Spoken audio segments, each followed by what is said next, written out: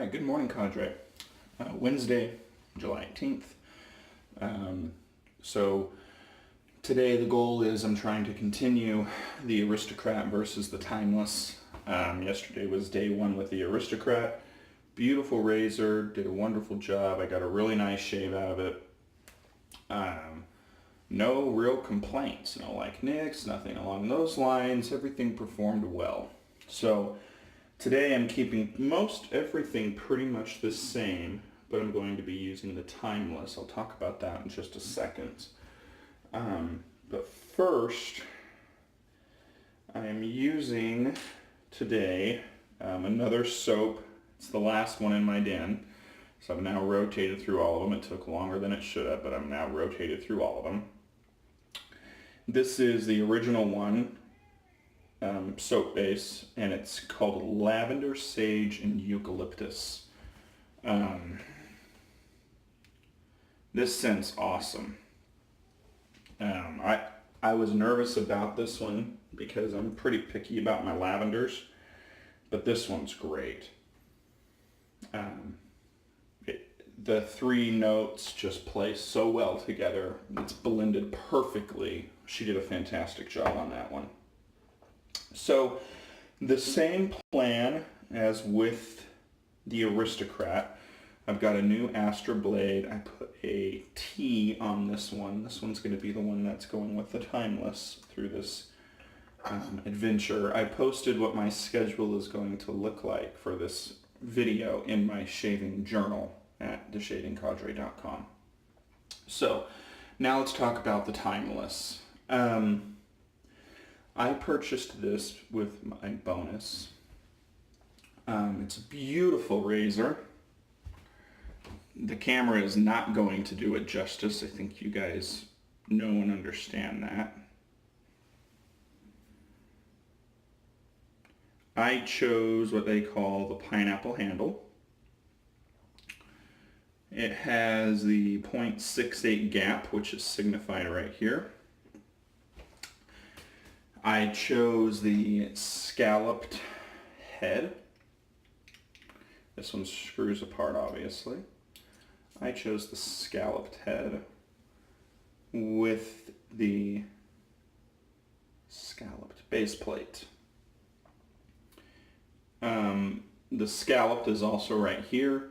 This is supposed to give you, I think they offer more heads now, but at the time when I ordered, they had a straight bar, an open comb, and scalloped. I chose scalloped because it was supposed to kind of be like the in-between of the both. I gotta be honest with you, I don't notice much of a difference from a regular straight bar.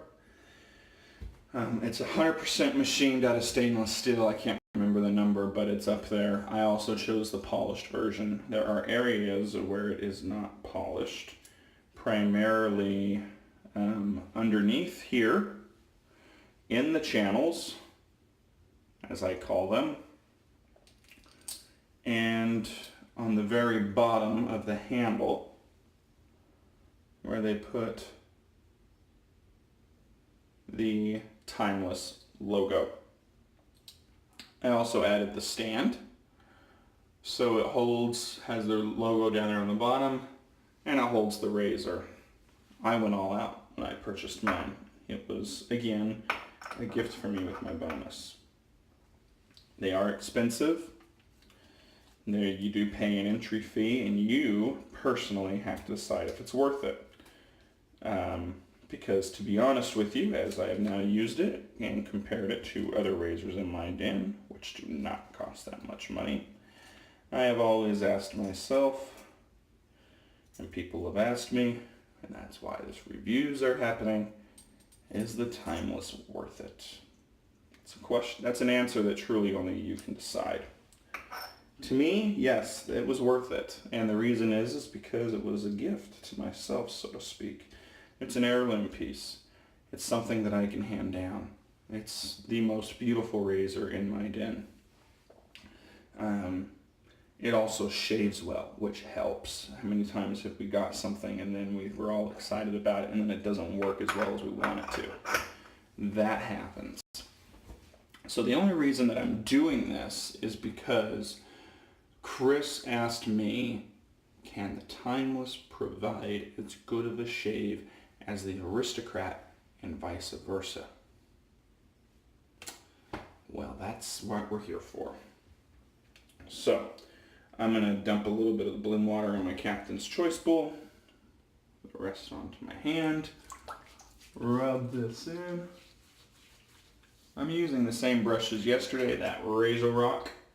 I'm going to pause you guys to try and keep this video short. I will be back after I'm done lathering. We will get ready for our first pass. Okay, so the lather is on the face. Everything's feeling good. Everything's hydrated. Everything's ready to go. I've got my blade loaded up with my Astra SP and my beautiful Timeless. One thing I will say right off the bat as I kind of get into this is that this handle is longer. It's very well balanced, honestly. I think that's one of the things that they tout themselves about is the fact that they balance everything really well. The handle is naturally balanced lower down, which I think makes it to where that when you add the head, you're able to balance it pretty much almost in the center. I like that. Again, I tend to hold razors high. This is the grip on this razor that I tend to do. So I have the end of it resting up against my pinky. I take my forefinger and my thumb and I hold them around the razor like that, and then I wrap around. This is what gives me the best control with this razor. I will switch up holds a little bit as I'm going around my face. The Aristocrat did not allow me to do that traditional hold that I like because of its shorter handle. Not necessarily a problem. I'm able to easily adapt. As you saw yesterday, I've got plenty of razors that are shorter handles, plenty of them that are longer. But this is honestly my preferred length. It's also why I chose the pineapple handle, because of the length and also because I really like the look of it. It's really easy to hold. You would think that these middle parts are going to be slicker, but there's nice notches and grooves. The pineapple pieces are very easy to hold also. Equal in that regard, I'm able to say even this early in. So let's get to the shave. This is a more, well, not necessarily, let me rephrase that. This is classified by many who use it to 0.68 a mild razor. I have considered multiple times purchasing just the more aggressive head from them because I do tend to prefer more aggressive razors. My Slim I use dialed in at 7. The Parker variant I use dialed in high. I can count 4. The Q Shave I even start at like a 2.5. The Mule AR41 was my go-to razor for a long time.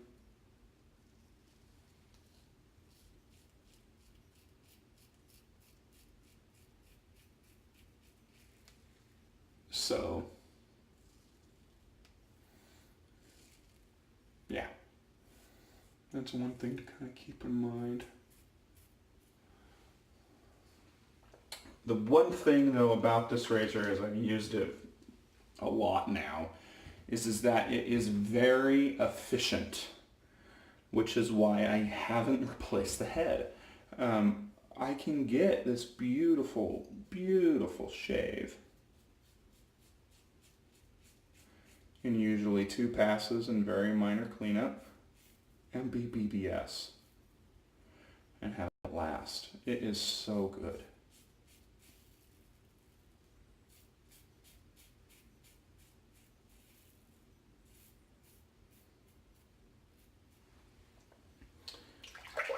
I absolutely love it.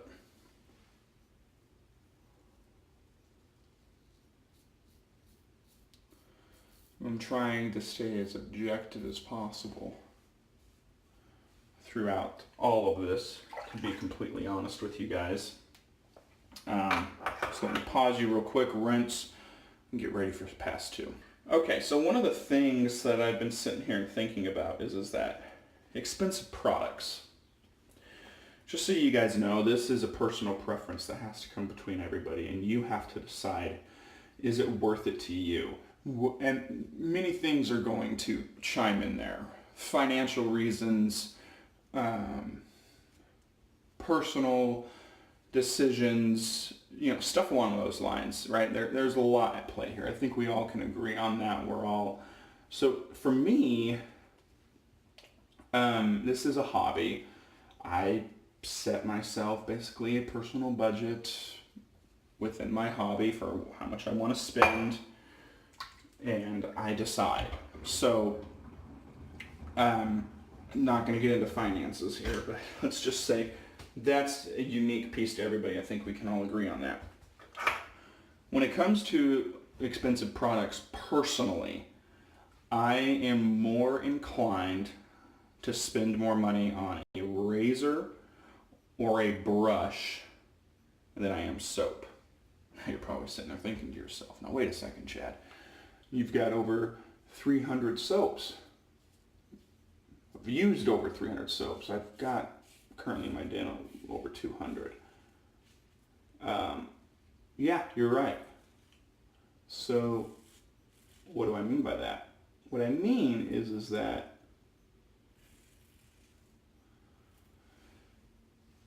I see soap as something that is not permanent. It can be used completely. We don't, the market's running dry on vintage soaps. It was nice there for a while, but it's starting to run dry. There's only so much of it out there. However, as long as nobody threw them away, those vintage Gillettes will last and last and last. My hope with this razor is that I can hand it down to my son one day. He hands it down to his, and it keeps going. It's that beautiful, and it's that nice of a razor. It's heirloom quality. I've got brushes that I consider heirloom quality too. Something I didn't spend as much on, but you take care of it. You might have to replace the knot, but they'll last.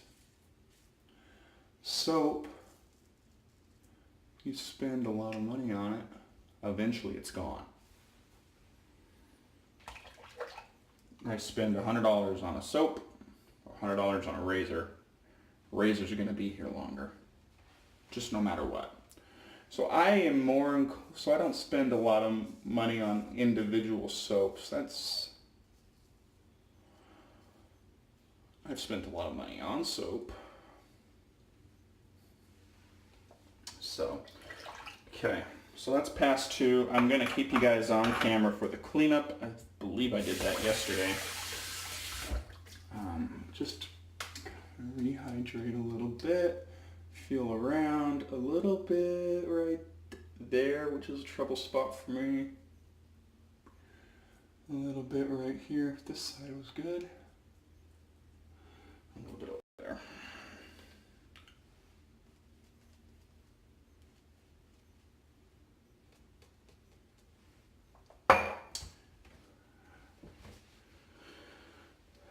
So if you enter the timeless category, I think that's what you need to tell yourself, is that you're buying an heirloom piece, but it's also a very good razor. There are some razors I won't fork over the money for, though. There's even a limit for me. Looking at you, Wolfman. Well, let me rephrase that. From what I understand, I haven't looked a lot into it, but his prices aren't that bad. It's the secondary market that's horrible. But he created a secondary market. That's what I think some people, it's like, whether on purpose or on accident, he created the secondary market. And with expensive goods, you're going to run into that. The person making the product makes the secondary market. Depending on their marketing, how they market the razor or the soap or whatever it might be. And we just saw that with the Holy Black's Creeper. The videos I'm seeing and the Shave of the Day pictures and what I'm hearing is that it's a good soap, low tier 1, high tier 2 for most people, it sounds like. Beautiful packaging, beautiful quality. You're getting a healthy amount of aftershave if you bought both of them, but they created the secondary market. And that's cool. I mean, they're not benefiting from the secondary market, I don't think, unless people force themselves to go buy other soap. But, you know, he created it, the owners. I don't know the owners, but it was created. And that's why you can see them being sold for such high prices. So, I have nothing wrong with it. I mean, the secondary market is a secondary market. I've got plenty of hobbies, and I bought stuff on the secondary market, and I've had some wins on the secondary market.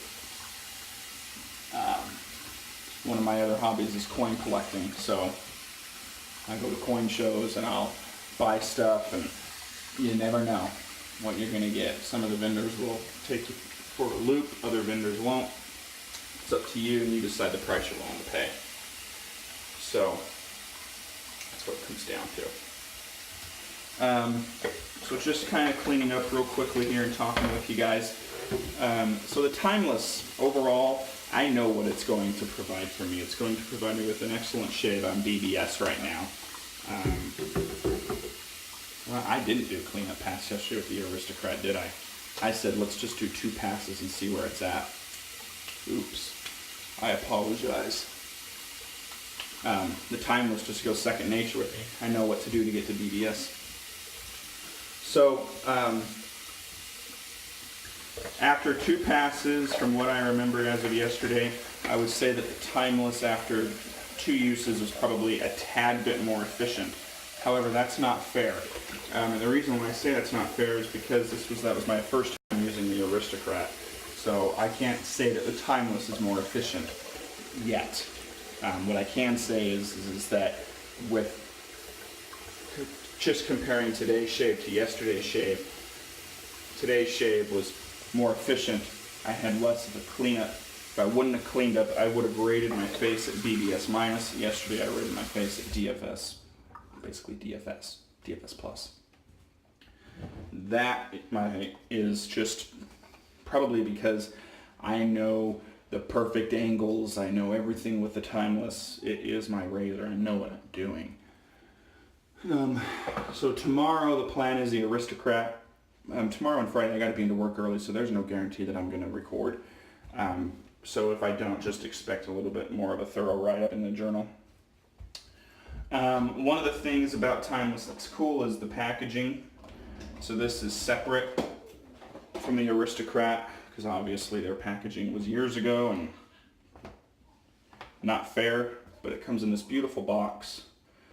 I still have the box. I still store it in here. It comes with a nice microfiber cloth, and it comes with a spot for everything to go in. It's beautiful. I don't need the microfiber cloth for what I'm doing. They also sent me a wonderful towel, a shave towel with their logo on it. I've already got it laid out, so I'm not going to show that on camera. I think most people have seen them, but it's blue. Has the Timeless logo. When I clean up the razor, that's where I put it. So, lay it out. So, that's the shave. Right now, I gotta be honest with you, as far as shaves go, I'd say they're really similar in terms of quality. They're both providing a really good shave. It all comes down to the user and how he's going to go about it. So you got to keep that in mind too when you're purchasing a razor. A lot of it's going to fall on the head above the shoulders of the person using it. It's not going to fall on necessarily how well it's engineered and stuff along those lines. I mean, you still have to control it. You still have to move it. It's not going to shave for you. You still have to shave. I think that's important to remember when it comes to razors too.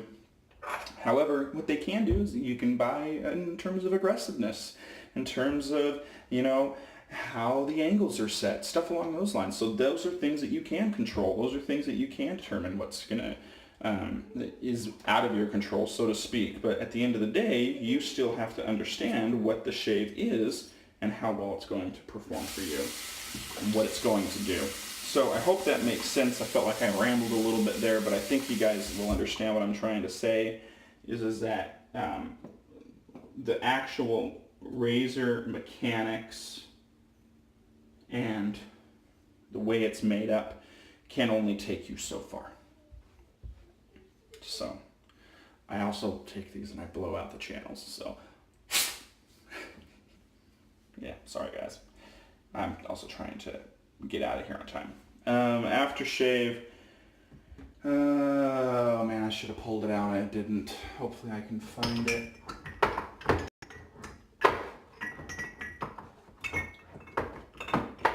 No, I think it's back here. Yep, it's the very last one, of course it is. So today I'm going to be using Lavender for my homies from Fine. Lavender pour homme, or however you say it. I don't know. I don't speak that language. Wonderful. I just call it lavender for my homies. And it's great. So, that's the shave. Hope you guys enjoy. Visit us at theshavingcadre.com if you haven't yet. Be sure to join. I will continue this adventure in my journal over the next 2 days because most likely it will not be recorded, and then I'll be on vacation. You can find the full schedule on there. Wednesday, Thursday, and Friday of next week will also be recorded, and that's where we will basically wrap this up, and I will determine to you which I would choose if I could only pick one. So aside from that, I hope you all have a great day. It's Wednesday. Enjoy. Have a good one.